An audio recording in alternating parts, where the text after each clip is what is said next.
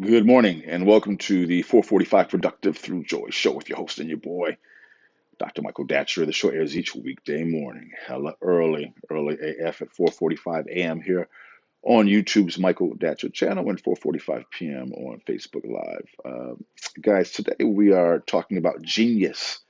Really important topic because everyone has the potential to access their inner genius as a way to manifest their outer genius. So we'll be talking about that today. So thanks for being here.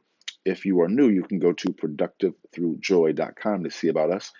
We speak to groups, schools, and organizations about being productive through joy. And we have a series of really innovative workshops and presentations, which now, of course, primarily occur online.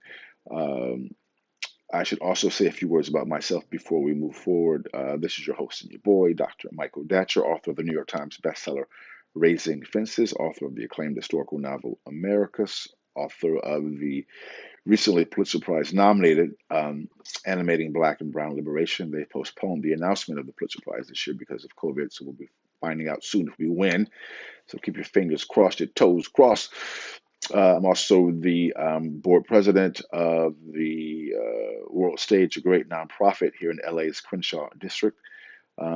My educational background is UC Berkeley as an undergraduate. My master's is from UCLA, and my PhD in English literature is from the University of California at Riverside. Guys, I'm an expert at being productive, all right? I don't say that to brag or boast. I say it because people are almost always surprised to hear about that level of productivity when they hear my crazy story. I am the product of a young woman, young girl, who was sexually assaulted in a terrible situation. As a result of that assault, at age 16. As a result of that assault, gave birth to me at age 17, then subsequently gave me up for adoption to an amazing single divorcee. Yet at the time, no biological father, no adopted father. Yo, difficult times for the young MD. Yet as cool Modi famously said, "How you like me now?" Right? And if I can be this productive and be so through joy, we are knowing that many people can be productive through joy in their own lane, of course, in their own way. And that really inspires this show because we know it is not where you're from, it's where you're about to go. So thanks for joining us here. Let's dive in. Today we're talking about genius. This is a quite misunderstood topic. I'm laughing at because I'm thinking about President Trump, 45, talking about how he's a stable genius. I'm not talking about that type of false, fake genius. Um, Genius, it'd be best to offer kind of a broad definition of genius. So, one understanding of genius is that basically a genius is someone who can access their inner intelligence, that the infinite mind can communicate with the primordial energy. Some may call it the ancestral realm, that which has always been here. And this is through meditation, uh, through various types of spiritual modalities, and then draw from that power and manifest it, use it today, right? So in their practical life, and so it's best described also by kind of in some ways by pop culture. So many of us have heard of the sixth sense. So we've really experienced it. At times we get this hunch or a feeling. We're walking down the street. We go the same way all the time, but something about this day or this night says, we should go down that street tonight. And we listen to that. And typically, when we listen to that hunch, we things go well. And at times, as we've all done, including me, when we ignore that hunch, things do not go as well. It isn't always an exact science. Maybe it is an exact science, but I haven't been able to use it exactly. But I definitely have a lot of experience with this because I use this stuff all the time.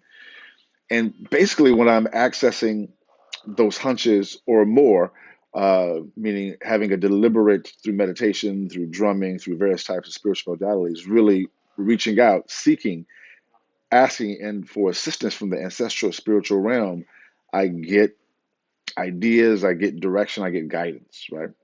I know it's real because I do it all the time, and it's a process. You still have to work it up. I still have to work my inner genius up and communicating with that inner divine intelligence. But it's an absolute real thing.